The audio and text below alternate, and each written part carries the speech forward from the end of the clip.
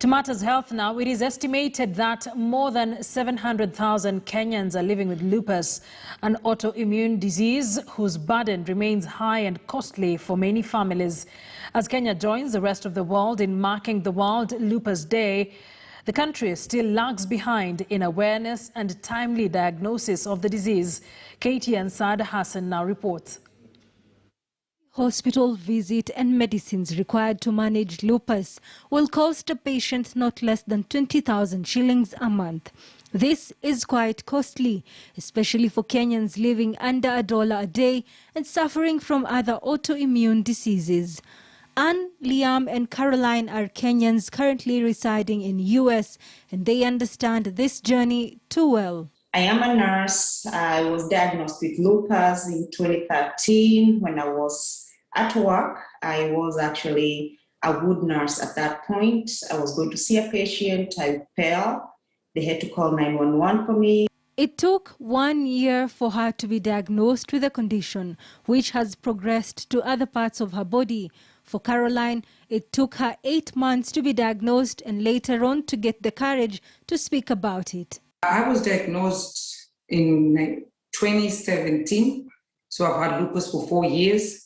For me, how it started, I had bilateral carpal tunnel on my hands. It spread onto my elbow, to my shoulder, and then finally my muscles collapsed. For different people, lupus manifests in varying ways. In Anne, it has attacked several of her body organs, with the latest being her brain. For Carol, it has not been easy either. Right now, as we speak, we both have a flare-up.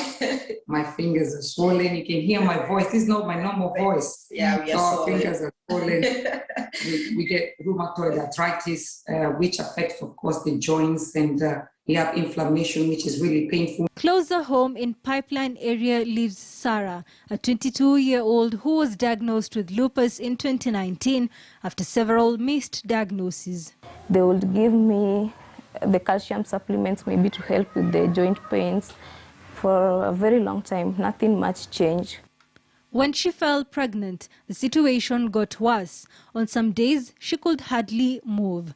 Treatment is rather expensive and not all medicines are covered under NHIF. You can use up to around 5,000 for meds in a week.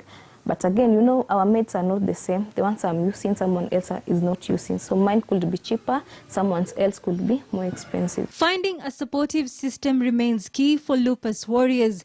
And as a result, Anne and Carol started a foundation, SCLA, that deals with scleroderma, lupus and other autoimmune diseases to assist Kenyans living with either of the conditions. We just lost a girl who was in denial. And I feel like that is just a case that would have been saved because of the stigma.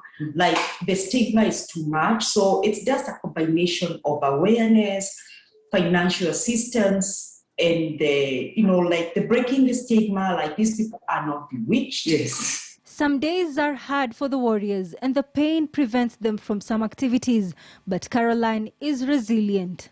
I was here for 8 months. I will go, and some people say, oh my God, you should be in bed. Why should I be in bed?